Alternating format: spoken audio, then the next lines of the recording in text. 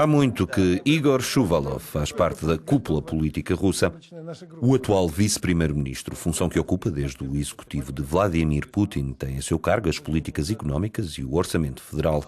A Euronews entrevistou-o em Berlim durante a visita pelo aniversário do Comitê Oriental da Economia Alemã. Igor Shuvalov, bem-vindo à Euronews. Estamos em Berlim, a capital do mais poderoso Estado europeu. No entanto, há números recentes relativos à Alemanha que são pessimistas. Ao mesmo tempo, a Rússia está a fortalecer-se. Há uma estratégia em relação ao enfraquecimento do Ocidente? Estão os países ocidentais a perder terreno? É difícil afirmar que o Ocidente está a enfraquecer. Vamos viver num contexto instável durante muitos anos. Haverá alturas em que o Ocidente será mais forte, outras que não. Espero que ao longo destes anos a Rússia se consolide, porque temos tudo para o fazer. Mas o ponto de partida é muito diferente. A economia alemã, por exemplo, é poderosa, desenvolvida e está a lidar com dificuldades completamente diferentes daquelas que a Rússia enfrenta. Nós estamos num período de transformação. Também enfrentamos uma série de desafios. Temos de pôr a economia a funcionar e a crescer. Mas para nós, para os russos, há um plano estratégico muito claro. Temos de trabalhar em conjunto com a União Europeia e em simultâneo com a região da Ásia-Pacífico. Queremos construir um espaço económico comum, assente em regras económicas e regulações comuns. Os países deste espaço vão manter a independência política e consolidar instituições políticas conjuntas.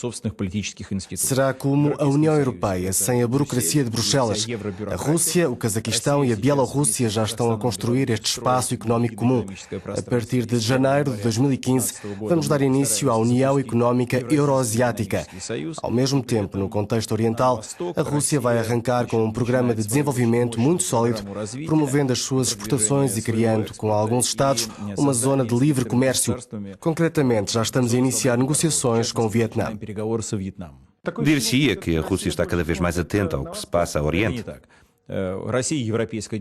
Não se trata disso. A Rússia é um Estado europeu. O nosso território fica na Eurásia, mas a nossa civilização é europeia. A União Europeia representa mais de 50% das nossas exportações, da nossa balança comercial. Não estamos a limitar a cooperação, estamos a desenvolvê-la. No entanto, dada a dimensão da Rússia e ao enquadramento geográfico maioritariamente no continente asiático, temos de desenvolver parcerias com os países asiáticos. No contexto atual de crise, a Rússia está a usar a sua força para ajudar a Europa? A Rússia representa um mercado de consumidores muito lucrativo. Para a Alemanha, por exemplo, seria impossível alcançar o potencial comercial sem a Rússia.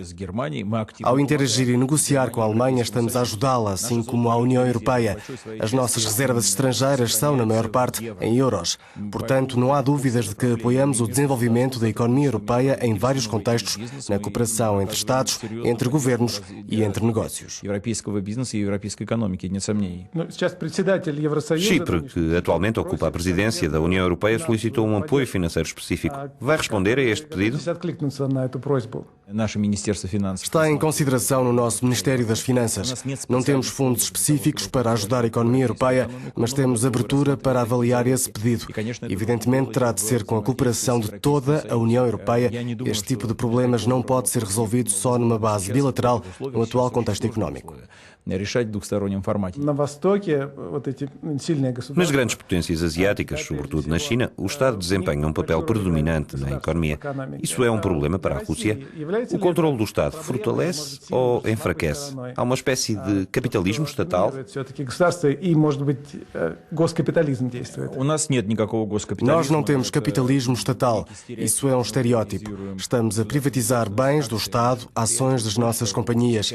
Mais do que nunca, o governo está determinado a apoiar empresas e a melhorar o contexto económico. Quando a Rosneft adquire ações da TNK-BP, não está o Estado a alargar o controle sobre a produção de petróleo? Não está. Antes de mais, não são conhecidos os termos finais do acordo. Ainda não recebemos essa informação. Só conhecemos as condições gerais. Mas se estas forem implementadas nos termos específicos do acordo, isso significa a consolidação das ações da Rosneft e, ao mesmo tempo, o alargamento da sua privatização. A transação surte outros efeitos, nomeadamente para a BP, uma das acionistas da TNK-BP, que se tornaria também numa das principais acionistas da Rosneft. No fundo, é uma operação que fortalece os ativos da companhia, que é a maior produtora de petróleo e aquela que possui maior capacidade, detendo as maiores reservas conhecidas. Neste cenário, com a BP a tornar-se acionista, o processo de privatização e de controle corporativo será reforçado. Se a Rosneft se limitasse a comprar esses ativos, aí estaria de acordo consigo, mas não foi isso que aconteceu. É um acordo positivo e muito complexo. O mais importante é que seja implementado precisamente nos termos já anunciados. A Gazprom é outra corporação de matérias-primas. A Comissão Europeia está a investigar a posição dominante que tem no mercado e as suspeitas de manipulação de clientes, forçando-os a vender a quem a companhia entende. A minha resposta é simples. Todas estas iniciativas têm um só objetivo, que é o de baixar o valor do fornecimento de gás da Gazprom. Mas se o preço do gás for muito reduzido, a produção começa a decair, o que posteriormente provoca um aumento acentuado dos valores da matéria-prima.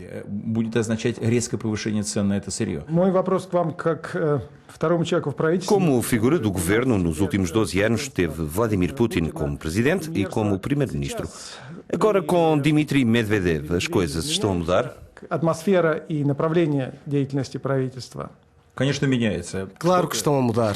Havia coisas diretamente ligadas à pessoa, que é Vladimir Vladimirovich. Agora há outras que decorrem da personalidade de Dmitry Anatolievich. Mas manteve-se aquilo que é importante. O governo tem de trabalhar rápido para tomar conta do país, para acompanhar o ritmo da modernização. A modernização continua? A modernização continua da vida pública, política, social e económica. Só há vantagens em trabalhar melhor em prol dos cidadãos. Caso contrário, são os eleitores que nos vão chamar a atenção. O apoio social tornou-se numa prioridade, com investimentos consideráveis. É uma medida populista ou o governo está a virar-se para a esquerda? O número de ricos aumenta todos os anos. Por outro lado, continua a haver muita gente pobre e vulnerável. Um fosso tão grande entre ricos e pobres, assim como a falta de proteção da classe média, podem ser um grande obstáculo ao potencial de crescimento e aos objetivos de modernização. Por isso, os programas sociais impulsionados por Putin não significam uma viragem à esquerda, nem são medidas populistas, destinam-se a criar as bases da modernização. Господин Шувалов, спасибо за интервью для Евроньюз.